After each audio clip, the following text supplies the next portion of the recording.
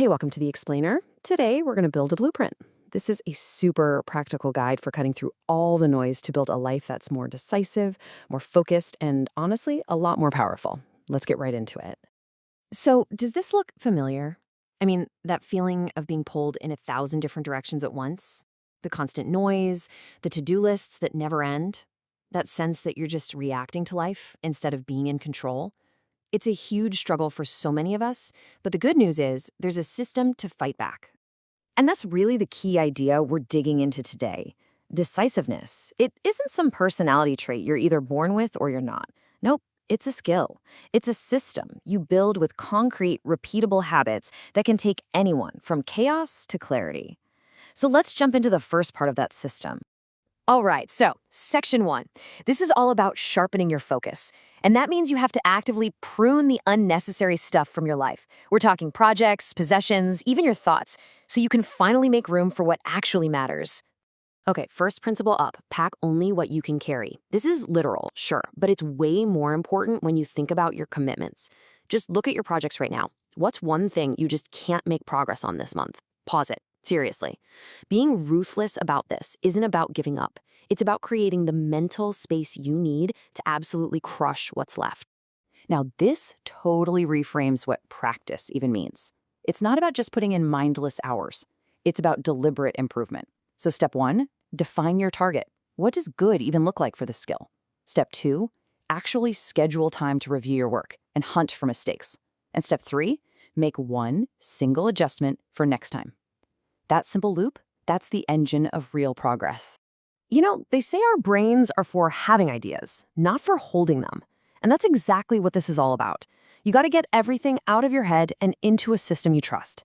Capture ideas the moment they pop up. Process them once a day. And then, the most powerful part, decide on your top 3 priorities for tomorrow, before you go to bed. That way, you wake up with total clarity, not chaos.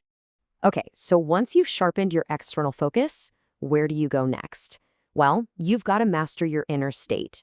This section is all about building a mindset that's so resilient, you're pretty much unshakable no matter what the world decides to throw at you. I love this slide because it shows such a powerful shift in mindset, just through language. Look at the left side. The blaming language is totally passive. They made me. But the right side, the fixing language, is active. I decided to. It's all about taking ownership. The rule is simple. For every single complaint you voice, you have to propose a fix. That one habit literally transforms you from a victim into a problem solver. The whole goal here is to create a little bit of space between a trigger and your reaction. When something just hits a nerve, pause. Ask yourself, what does this reaction really say about them and their situation, not about me? Try a 10-minute delay before you reply to that charged email. That pause is where the power is. You'll realize most things aren't personal at all. Okay, just let this one sink in for a second. It sounds ridiculous, right? But it's an incredibly powerful tool for perspective. When you're overthinking some decision or stressing about something minor, just ask yourself, in 5 years, will I even remember this, let alone care? If the answer's no, make a decent choice and just move on. We're all just space monkeys on a rock. Most of this stuff isn't that big a deal. All right, we all have them, right? Those storm tasks, the things we dread doing. Instead of letting them hang over your head all day, this principle says you attack them first. Just conquer that thing in the first 90 minutes of your day, and you'll ride a wave of momentum for hours. It's all about engaging with the hard stuff on your terms, not letting it control you. Okay, so we've sharpened our focus, we've fortified our minds. Now what? Now we take that clarity and confidence out into the world. Section 3 is all about navigating your interactions with other people, not by accident, but with real confidence and intent.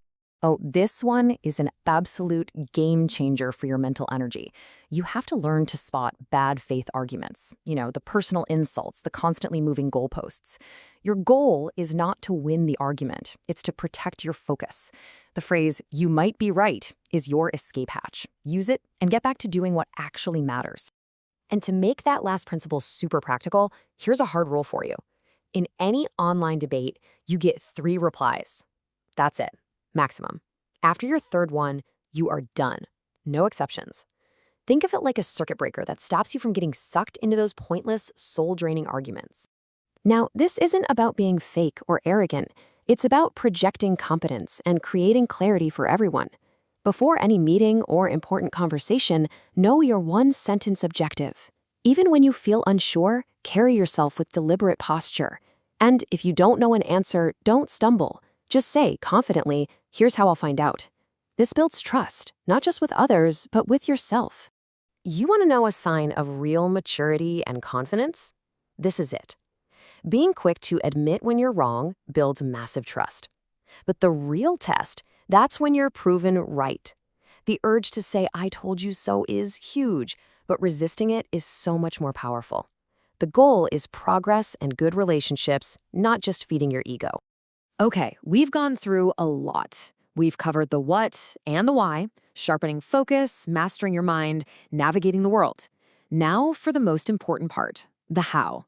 This is your blueprint for putting all of this into action, starting this week. So how do you actually make this stuff stick? It's really this simple three-step process.